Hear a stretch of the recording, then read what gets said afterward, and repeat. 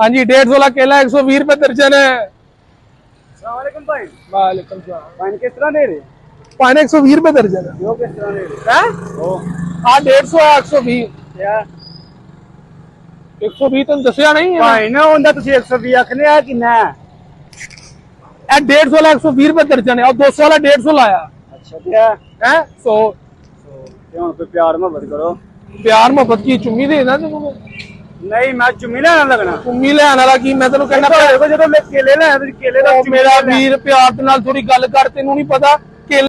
Sheikh family with hemi हमारा second channel है। आप सबसे मेरी दिल से रिक्वेस्ट है कि इस चैनल को ज़रूर सब्सक्राइब फॉलो करें और फ़नी वीडियोस और अच्छे अच्छे व्लॉग देखने के लिए हमारी इस चैनल को भी सपोर्ट करें। आपकी सपोर्ट से ही हमारी हौसला अफजाई होगी और हम आपके लिए अच्छे अच्छे कंटेंट पीकी शेखुपुरा में और शेख फैमिली विद हैमी में लेकर आते रहेंगे। Thank you very much.